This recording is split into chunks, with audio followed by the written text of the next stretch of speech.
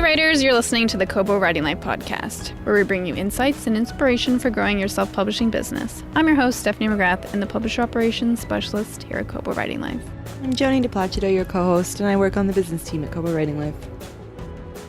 In this episode, we talked to Victoria Szulc, who I met in St. Louis at the PenCon conference. She is a multimedia artist and author who's currently exploring steampunk as a theme.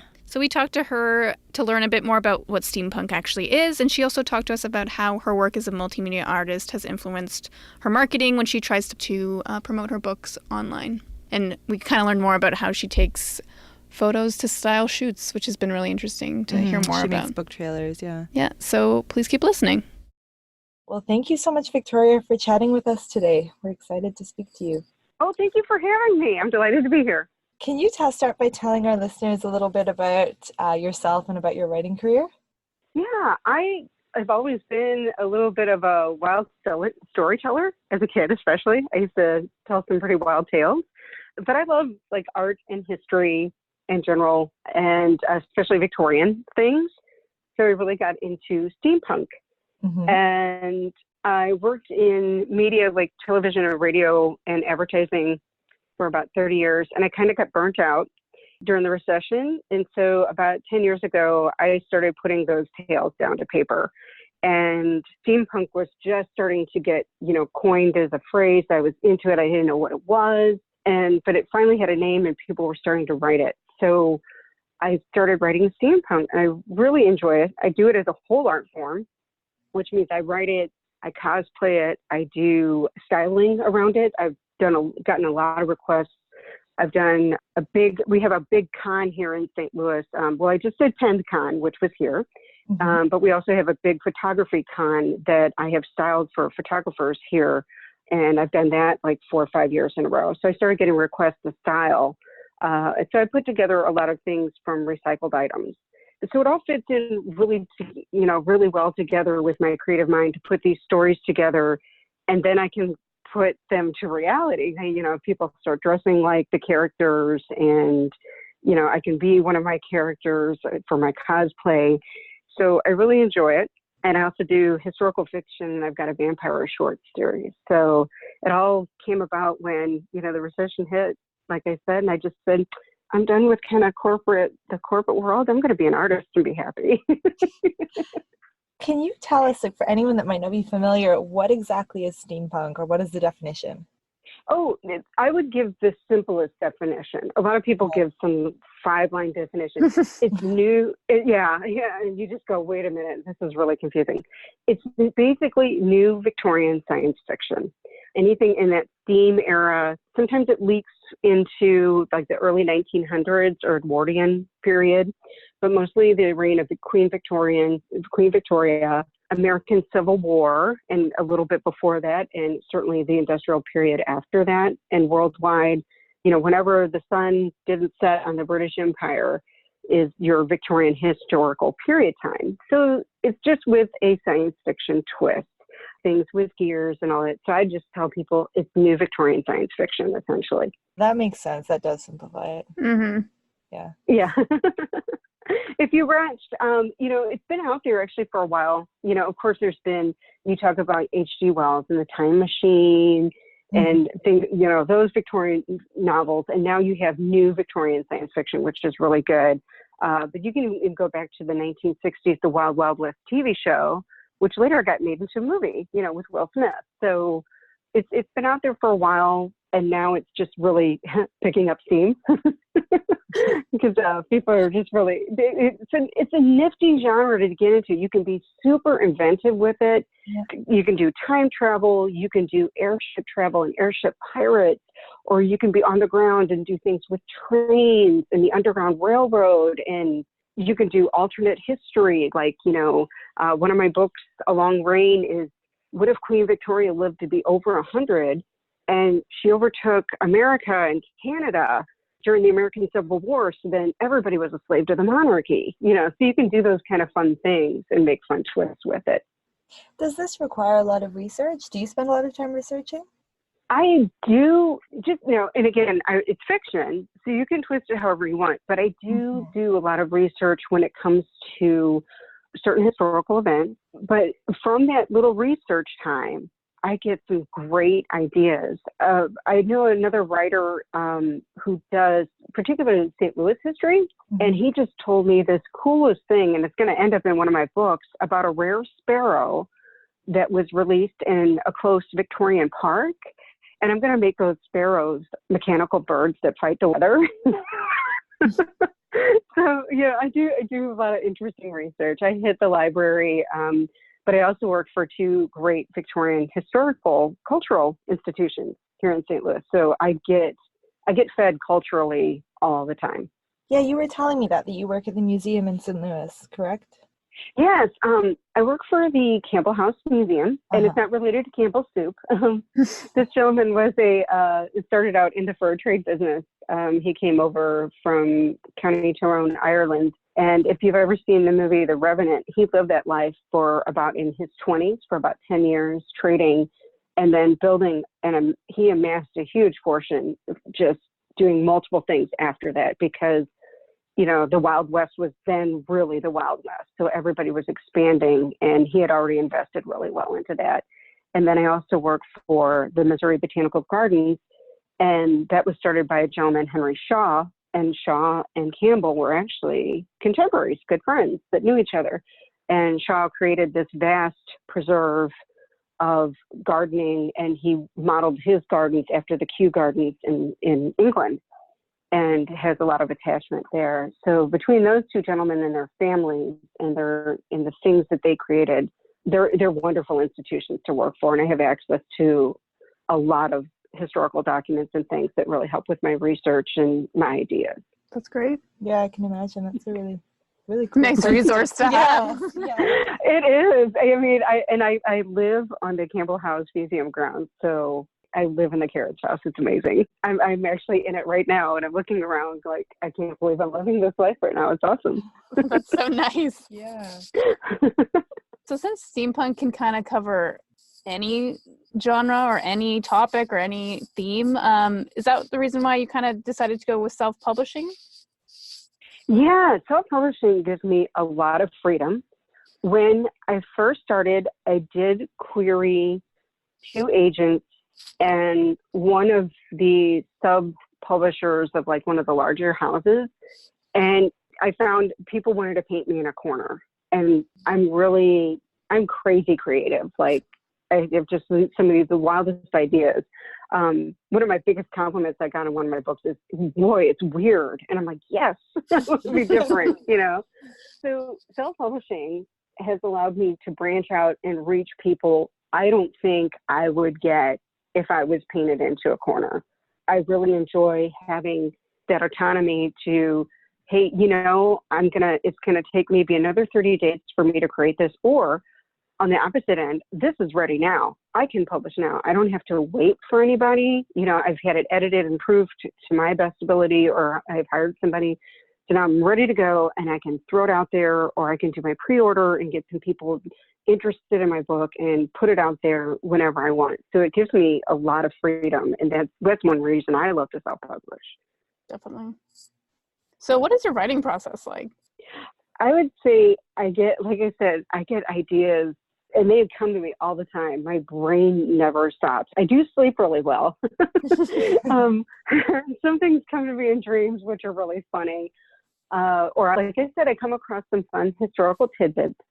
And what I'll do is I'll write them down. If I'm in an odd place like the grocery store, I'll text it to myself or message myself so don't forget later. And then I love to sit down with, a good cup of hot tea. I love scented candles. I'm in a really good, yeah, I really love that atmosphere, especially fall is super creative. Like I said, it's my favorite month. So, I'll get a pumpkin spice candle going or an apple cider one. And every once in a while, a glass of wine if it's late and I don't have to get up. I'm kind of a night owl. So my best writing is sometimes done after 10 p.m. to midnight, somewhere in there. But I usually just, like I said, get those things together and start writing. I have a laptop that I use for most of my basic writing. But if need be, I'll blog. When I blog, I do blog from my phone for the most part, unless it's a really, really long blog. but that's more for convenience, because if I want to add pictures, then I've got my phone right there and I can, just drop it in, that sort of thing. You were talking about how your previous career was in media and marketing. Is that right? Yeah. Mm-hmm. Yeah. How did that inform your approach to book marketing? Or do you think it did? Oh, yeah, it really did. I actually worked for both a local, like a TV station that did on some radio stations.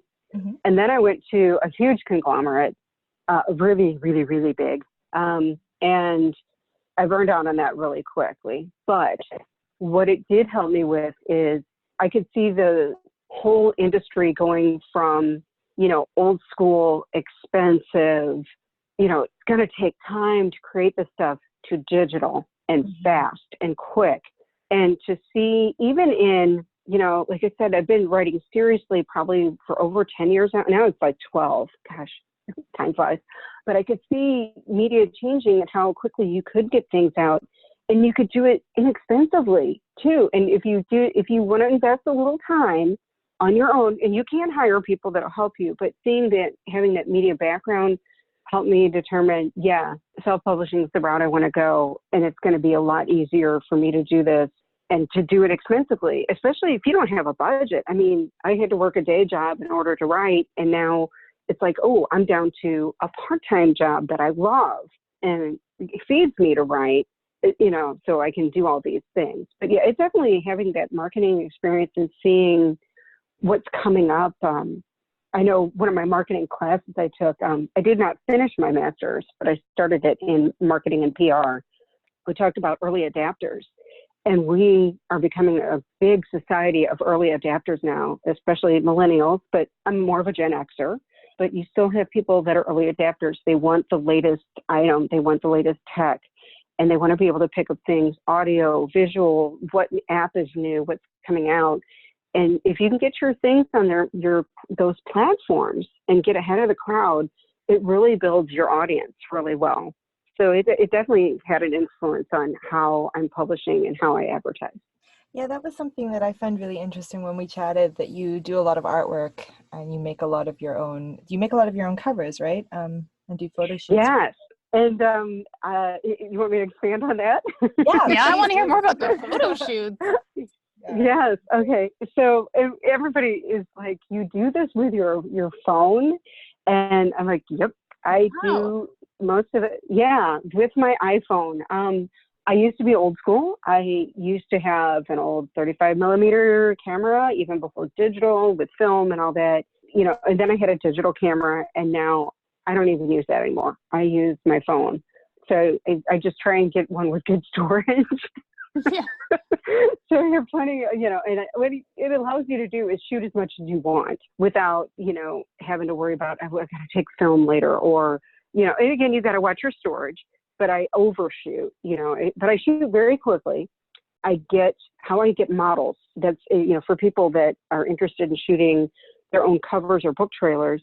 I do styling, so I've run into a lot of models. But for people starting out, you may hire friends or something. I would highly recommend going to people that either are drama students or they're into cosplay. And it can be for any book. It doesn't have to be for steampunk. But, I mean, you might, let's say you have an urban fiction or something. So, or go to dance studios. Dancers are great models because they know movement and they know how to pose and turn and things of that nature. But you could do this very cheaply by doing what's called TFP. And, okay, what is that? It's trade for pics, which means that person's going to work for you for free. I do pay some of my models because they're really, really good at what they do, and they're actually going to save me time because I don't have to train them or anything. Mm-hmm. So I will set up a shoot somewhere. You can go to free places. There's parks. There's exteriors of museums, exteriors of buildings. I always. You work at? Yeah, I have. Yeah, a Long Rain. That cover was shot. It was shot inside the parlor of the museum. You can go to approach museums and they'll give you call their PR department. Most of them will let you shoot for free as long as you ask permission. But every once in a while, you will run into a roadblock. Somebody that happened with one of my libraries here. because it's promotional material, and they're like, then you would have to pay. It was funny. They were like, for a wedding, it would be free. I'm like, what? That's so not fair. Because then everybody's showing their wedding pictures, but this is going to go global. And so you would think it'd be the reverse, but shooting through the camera through the phone makes it easy and accessible. And then you can download apps that will help you put things together for your covers and book trailers for free. And I can give you a quick couple of them that I use. I use iMovie because I have an iPhone, and I just like it's very simple. You have templates, and the templates, they're really cool because they're set for genres. So you can do drama, you can do adventure, you can do like lighthearted family, romantic. So you can pick the template and you drop your photos or your film in, and they have it to where then you drop your copy in and you just type it in and then you save it. And it takes a little work to get used to it, but iMovie is the simplest one and it's free. It doesn't have a lot of the bells and whistles that other programs might have, but I like it because it's free again, and you can put it together and then you can drop it into YouTube and it doesn't cost you a dime, if you have an iPhone. For book trailers, if you want to, right? yeah, and that's for book trailers. If you want to do some fun things with photos, I use what's called Snapseed. That's, again, it's free, and they have a bunch of fun different filters. There's so many out there. I mean, I went searching today just out of curiosity what else is out there. There's Adobe came out with Premiere Rush, and that's free to make book trailers on. And there's KindMaster if you're Android savvy. But it's free, but it puts a watermark on your thing. So I don't know if you want that or not. Some people are like, I'm really picky. But then also you have filters through Instagram, and almost every social media thing has their own photo thing where you can add and do fun things to it. But I will create covers by first the photo by using one of these apps first and doing some filters with my photography. But they're very, very, I will tell you, they're very easy to use. I mean, I've got some talent, but I'm not always good at like, I forgot to put out, it's Victorian, but there's a modern street lamp in the background. So I'm like, okay, let's crop that out, kind of thing. Yeah. So you don't have to have like Photoshop to do that. I mean, if you're more savvy and you can, that's great. But if not, shoot the best you can, I would say, and then drop it into one of those apps, and then you can put a quick filter on it and make it look, maybe you've got something, you're a romance, so you want to put some hearts and flowers around it, or you're doing action, so you want it dark and, gritty looking, so you can put a dark and gritty filter on it. So that'll help a lot with setting your photography. Do you make a book trailer for every book that you write? I am. I started out just like one or two. I started out with a 10-second one for my first book called Strax and the Widow. And I did it about, I can't believe it, 5 or 6 years ago. And I shot it with one of my older versions of my phone, and went to the old Union Station, which was, it's being rehabbed now. It's going to be beautiful. It's an old train station. And so that book involves some trains and things, and one of the major plot twists in that book. So I had a friend dress up in a mourning outfit, in a mourning like sad, so she's wearing a Victorian black gown, and just had her walk away from me alongside one of the trains. And then I posted the logo, pasted it in at the end. And then I did my own voiceover. I'm like, Strax and the Widow, now available, Yeah. It just pasted it together. And then I posted on YouTube. And then it really got me excited about, doing some better ones out there. And that's how I really got into doing these really, some of them are, I think my longest one is like 1:15. And that's another good thing with those. You can time those to be super short. Like I said, the first one was 10. And then if you want to do trailers that may eventually get picked up for something else, your standard times are like 5 seconds, 10 seconds, 15, 20, 30, a minute 30 or 2, and after that you start getting into interviews and things like that, and that gets longer. But if you can come close to some of those standard sizes, and by chance you want to end up using it for something other than YouTube or free, then somebody sees it and like, we really want to feature this, then that makes it easier on their end to kind of cut it and put it in their format. And did you teach yourself how to do all of this? I would say it's about 3/4 self-taught and 1/4 from learning in industry, where I was before in media. So do you think that a lot of authors who maybe haven't thought about this before might be able to teach themselves, or at least learn themselves? Oh, yeah. Yeah, it's very, very possible. I started showing other people. It was like actually before PennCon, somebody had asked me, who does book trailers? And I said, hey, I just messaged them back. I'm like, do you have an iPhone? Because iMovie is on there, and it's really simple to use. They got little tutorials built in there too. Plus you can find the tutorials on YouTube or Google them. They're out there. I do think it's very doable. And for cover shooting too. I mean, again, just get to learn how to use the apps in your phone. And I think you could do it. What do you think the benefit of a book trailers are for an author in a series? Oh, that's a good question. I think it really helps widen your audience and makes you more searchable if they're trying to find you. Again, I keep going back to YouTube. What's nice about YouTube is, they got bought by Google. And I know at least it's not, as worldwide as we would like it to believe, but still, Google is highly, highly searchable. And so YouTube is linked into that. So if you make something visual that connects to your book, and again, it makes it more searchable, it's going to help you gain that wider audience.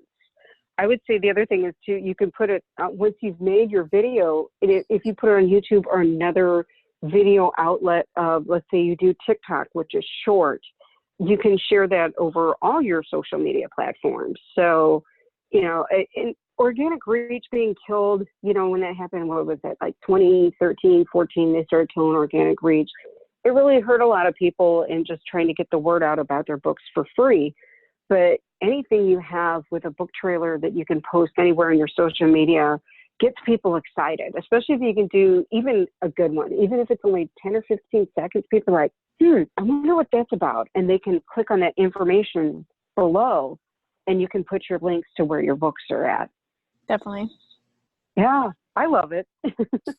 So you were mentioning that you can cover kind of a lot of genres and get different readers. Do you have a strategy that you do to try to get all those different readers across the board? Oh, that's a hard one because, it changes all the time. Every time you get a new social media, and again, it helps to be an early adapter and see what's out there. But again, yeah, I try, and Kobo is part of this. And I'm not like just shooting it just because you're hosting me. But I would say don't put all your eggs in one basket. And, you want to see, I try and plan like, okay, I know I want to hit steampunk people, but there's a lot of people that would like and I'm just using steampunk as an example. You have some people that enjoy historical fiction though, that might enjoy some steampunk light. Maybe it's not so gritty.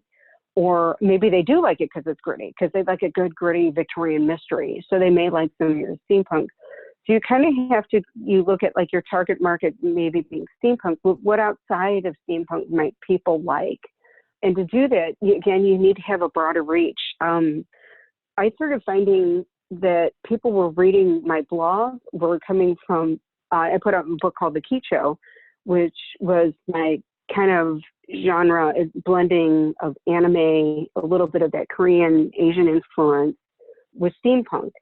And I started picking up a lot of Asian readers. And I noticed it was like, well, this is really cool. It wasn't expected, but I'm glad to have reached those people because I don't think I would have reached them before hadn't I thought about, hey, that's a different market, is mixing the steampunk with some anime. So it's kind of blending genres there.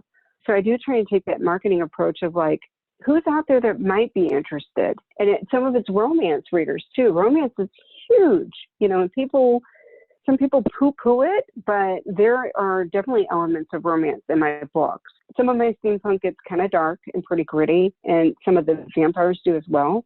But I have a new series I've started that's a young adult series. So it's romance light, and it's very sweet. So I think that would appeal to some people that read romance. So I think you got to kind of keep an open mind of who your market is, and strategy is always a rough one. I mean, you always got to think, do you write for that? Maybe. Or do you just put some elements in there? Yeah, sure, that's easier to do. I feel like I read a steampunk because of romance. Like that was the trajectory I was going. So I picked up a steampunk because I think a romance author had recommended it to me. So yeah, it definitely, if you don't think readers would be interested, you're probably wrong. I haven't read you never know who your readers are going to be. I have, there's a huge steampunk con that happens in Hannibal, Missouri, which is 2 hours north of St. Louis. And it's the home of Mark Twain. And the people that run the History Museum are huge up there. And it got up to 15,000 people 2 years ago. Wow. And it's this little town. Yeah. So they sell out hotels for like a few miles around. But I had all different kinds of people come up and would buy books. And it was everything from older gentlemen that like the first book, which was a weird Western steampunk, to the kids who were like, hey, I heard you're coming out with a coloring book soon, or you're coming out with a young adult soon. I'm like, yes, I'm working on it. So you just never know. And so you don't want to, I think you want to keep an open mind to who your market is, because it'll surprise you. Yeah, it's always amazing to me how many countries our authors are selling into. The places you wouldn't know, because we know that people are reading English-speaking books in English-speaking countries, but it's not just at all. Like people are reading English all over the world. Pretty cool. Yeah, and I see there's a steampunk where I learned from like Facebook is, and how they've gone to groups with Facebook groups now. There's groups all over the world that I've joined. And my last thing I put up for like a promotion, I got people in Brazil, Germany, France, and again, Korea was really big, and Japan. And of course, my number one is US, but right behind there is Canada. So, and I love you folks up north. You're good people. And part of that reach helped me. I'm probably going to go up and do a con in Winnipeg in June next year. It's a one-day one, but I'm really excited to have that kind of reach, and that worldwide audience is really a lot of fun. I like to see how other people do steampunk in other countries. What's the name of the con in Winnipeg? Oh, they just named it. I can get that for you and send you the link. I think it's called a tea. Yeah, they started out small, but they've actually now have a hotel, and they're going to have a tea. And I am supposed to be a guest author there, so I'm pretty excited. Yeah. And is it a writer's con or is it steampunk? It is steampunk. Yeah, steampunk. Is it? Okay, very cool. I'm trying to Google it now, but I can't find it. And can you tell us, you started telling us before we hit record, but we wanted to know now, what were you planning for Halloween? Do you go all out with costumes and all that for October? Yes, I do. So my I'm an October baby. My birthday's the 5th. So, and I've already started, like last night, we got tickets to Hello Dolly. So that fits into, it was playing at our Fox Theater here, which is an extraordinary theater. And then we have Witches Night Out has really taken off in our area. So an excuse for women, and a great excuse, by the way, or opportunity, I should say, for women to dress up like witches and drink and eat and just have a great time without kids or husbands or boyfriends or significant others or anything like that. A little town in Kimmswick called Kimmswick, historic town, started that. So I'll be a steampunk witch for that event. There is another area of St. Louis that has had a street party for about 30 years, and they block off a 4-square section on the Saturday night before Halloween, and they get about 5,000 to 10,000 people at that event. And I've done it for about 20 years. Oh yeah, and we usually rent a table at one of the restaurants that's right by the stage, and because I'll have a patio with table seating. And so this year I'm going to do Day of the Dead for that. and I'm making this enormous lighted headdress because I want to do all the flowers. And I've done Day of the Dead before with hats and stuff, but this one I'm like, oh, I've got all these brilliant flowers and leis and things that will light up. And then the museum is hosting 3 different events. We have what's called a Snap Apple Night, and this is at the Campbell House Museum. And that is having to do with Scottish-Irish fall traditions and drinking whiskey and bobbing for apples. But I am most excited we are having a Victorian Mourning Society come, and we're going to talk about death traditions and dying and things of that nature in Victorian era, in the Victorian era. Victorians have some wild death traditions, don't they?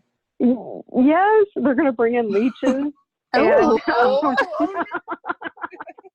And I told them, I said, I will volunteer for this event, and I am prepared to wear my mourning black, and I'm going to make a nice little mini hat to wear for this one, because my steampunk stuff's a little too over the top for that, but I already have a black dress I'm altering, and I've got a great crinoline that's a hoop, old school hoop to put under that, so that's going to be a lot of fun. And they will, that's how you get the phrase, funeral parlor is, just a snippet of quick history is, people who are wealthy could afford to lay out their loved ones in their parlor. And eventually, industry stepped in and said, we can make money on this, and started hosting parlors where people could be buried out of, nicer homes. And so that's how you got funeral homes and funeral parlors. So we do an old school funeral for Robert Campbell, and we put up a fake coffin, and he was laid out on his piano, which is beautiful. It's extraordinary. It was almost lost, but they were managed to keep it. So with the house, and again, can you tell? I'm just beside myself excited for this. It sounds awesome. Cool. It really does. Yeah. Where do you get, because you said you're a stylist and you style these shoots, where do you get all of your accessories and props for this kind of thing? Oh, costume shop in St. Louis? There's a whole bunch of places. I would recommend, if you're on a budget, always do the thrift stores, because you never know what you're going to find. And you may have to do a little bit of searching. We have some really good vintage places here in St. Louis. I used to work for one. And then I also used, that was called the Vintage Haberdashery. And occasionally they would get some really cool things. But again, if you go to the thrift stores, you're going to be able to get some things that you don't mind tearing apart or upcycling, and it helps the planet too. So you're keeping things out of the landfill. So it's kind of a neat purpose. And a lot of those thrift shops in turn support charity. So you're doing something that's all around really good. It's good for the environment, the charity, and then you get an inexpensive costume. It's just, if you don't mind putting stuff together. But I also worked it was called The Dungeon. It's still in business. It is one of the largest costume stores in the country, and it was 30,000 square feet. What? And if Joni, if you come back down here for St. Louis next year, I have to take you, and we'll have to go. But get a new costume, decorate. Yeah. And I used to run the rental department over there, so I had access to some really high-end, cool costumes. And I did have the opportunity to buy some of those as well when I was there. And I tell people, too, is, again, if you're on a budget, don't be afraid to, you can start out with a cheaper costume. There's a lot of costumes that'll come in that $10, $20 range, especially if you've got kids. I mean, I don't have kids, but I've worked with a lot of people, my nieces and nephews, and then build on it. As far as things like hats, you can, if you are good with a glue gun and some cheaper things, I find a lot of things at the dollar store. I make a lot of hats and accessories from plastic tubing or yogurt cups or things. And again, it keeps stuff out of the landfill, and it makes some really cool things. Or cardboard, bits of fabric. Craft stores, again, will put stuff on sale. Vintage. What's the other place I'm looking for? Antique malls. I find it like little doorknobs and little clasps and things that I'll pick up at shows, at little craft shows and stuff. And that stuff you can use to decorate, make buttons, or how to put closures. I put a doorknob on a hat before. It looked awesome. Got to get creative. Yeah, I was just thinking that you need to kind of be creative and artistic. Yeah. And it's like, I tell people, if you feel like you don't have a creative bone in your body, you can start with something basic and just play around with something for a little bit. Start with something inexpensive, like do a bracelet or a collar or a choker or something or a mask. Masks are great. Oh my gosh. With masks, you can go bananas. Get a Mardi Gras mask from like the dollar store and then just start gluing fabric and stuff to it. You'd be surprised what you'll come up with. Are you a big Pinterester? Like on Pinterest? Yes. Yeah. Yeah. Oh, okay. We were talking about I would say Pinterest is huge. Yeah. There's so much out there. Yeah. I have boards out there, including books worth reading. Oh, yeah. Is one of my boards out there. Yeah. And then I have costuming and makeup. I have a lot of friends that are makeup artists. Just today, I reposted something on Facebook that somebody shared from Pinterest.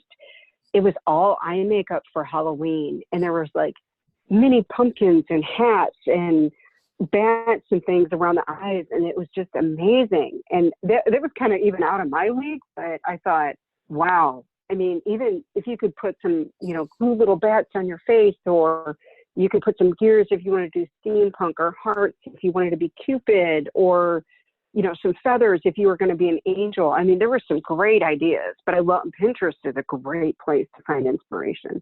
Oh yeah, there's a lot of ideas on Pinterest. Yeah, and I would say Instagram too. Instagram's really starting to ramp up with that now. I have makeup artist friends that post their latest whatever they've done on Instagram all the time. Do you find inspiration from Pinterest and Instagram for your books? Yeah. Oh yeah. Every once in a while I'll see something, I'm like, oh, that would be a great character. Oh yeah. Yeah, you'll see somebody like, they just, the way they're looking at the way they're standing in their costume or how they appear in their makeup. I have a character in one of my upcoming books. It's the sequel actually to the young adult novel. She's a librarian that has a mechanical leg.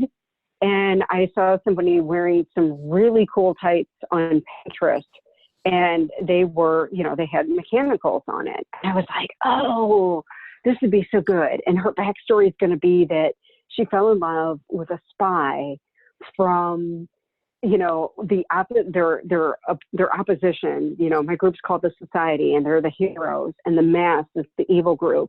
And she fell in love with somebody that joined the Mass. And, he almost killed her. And in that fight, she lost a leg, and they replaced it with this mechanical leg. Mm-hmm. So, yeah, you could, and all it took was seeing those tights. So it just went, okay. It spiraled from there. Awesome. Yeah, it did. There's a lot to explore in steampunk, a lot of different ideas that you can go and run with. And I was like, even if you do, like I said, other genres, like romance, you see people posting like their weddings and places they've shot at, and you're like, oh, that would be like on a Ferris wheel or something, or they went somewhere place unusual for their engagement photos, like the zoo or something, and it kind of went viral. The people that got engaged and the beluga whale swam up and joined the picture and kind of, photobombed them, and it's just like, oh, that'd be a great storyline to put in your book. Yeah. What can readers expect from you next? What are you working on right now? I do a series of vampire shorts. Uh-huh. So I'm putting out one for, it's volume 14 of this series, it's volume 12 of this series for Halloween. And that's called The Body Farm. And it's dark and gritty. It's about, this whole series is about Will, this vampire who's lived about 600-700 years, and how he's continually adjusting to real life as a good vampire. But what happens if, all these stories radiate, like what happens if, he runs into this person, or, and he plays a doctor so he can have easy access to blood because he's not a violent vampire anymore. But this one in particular is, kind of the earth is hit by a huge meteor, and they can't stop it. And so how are the vampires going to survive along with the humans in this environment? And then I've got a sequel coming to, let's see, A Dream of Emerald Skies. And that is my first young adult novel. And that's going to be coming to Kobo in March. Okay. In fact, yeah. And so all of my whole catalog is going to be available for pre-order. I'm moving everything over.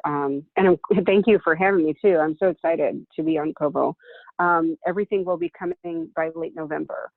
So the Vampire series, all of my Steampunk series, and I have about 3 that they're all in various states of some development. But the third of the Society series is called Lafayette to London, and that was my first series that developed the whole society, which is my good steampunk people against the mass. And that heroine, Kate Church, started out in the West, and it's all built on different Victorian themes, like a Western, and then mysterious spy novel, and then the last one has hints of Gothic horror. So that one's coming. So I'm pretty excited about that. You have a lot coming up. Yeah, you got a lot to do. Mm-hmm. And you're just bringing all your books wide, right? Okay. Yeah. Everything's coming over to Kobo, so I'm pretty excited about that. Having that extra reach. So I do like the steampunk, and I have one. It'll probably come out about this time next year, but I'm working on another horror historical novel. It's historical fiction with a horror bent that will be about a local family. And if you guess really hard, you figure out it's where I'm living.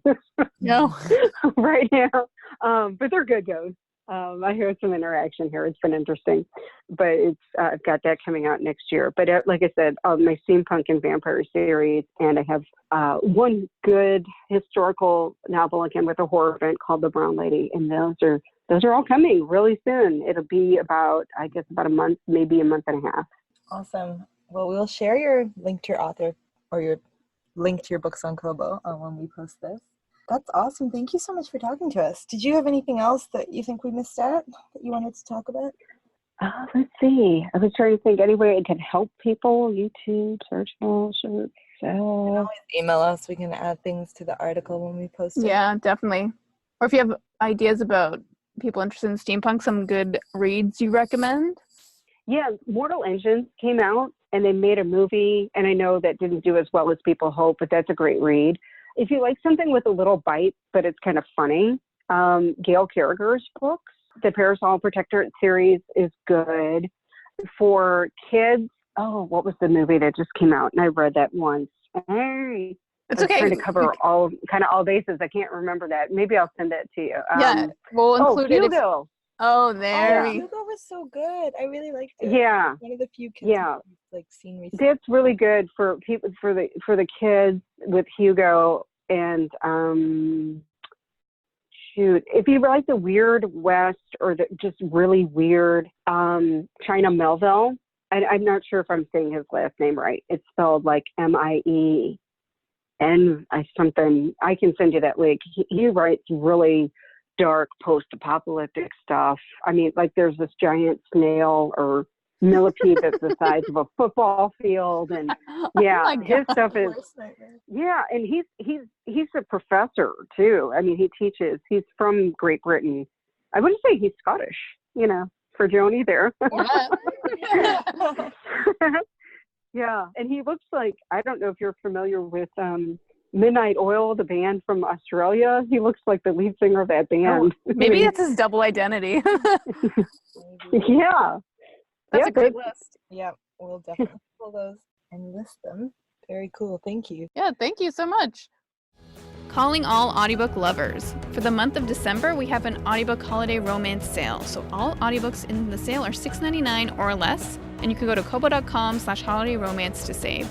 We have great audiobook titles on sale from authors such as Bethany Clare, Sophie Love, Kylie Gilmore, and Julia Kent. This sale is running all December long, so make sure to grab your favorite audiobook romances on audio. Being a Kobo customer allows all your ebooks and audiobooks to live in one app. So grab your holiday romance at kobo.com/holidayromance, and I will have a direct link to this sale in our description for you to check out. Happy holidays! Thank you for listening to the Kobo Writing Life podcast. If you're looking for Victoria's books, make sure to check out kobo.com. And if you're also interested in checking out her videos, we will have a link to her YouTube channel on our blog. And if you're interested in growing your sales, visit kobowritinglife.com. This episode was produced by Stephanie McGrath and Joni DePlacido. The music was provided by Tearjerker, and special thanks to Victoria for being a guest on our episode. If you're ready to start your self-publishing journey today, sign up for free at kobo.com/writinglife. Until next time, happy writing.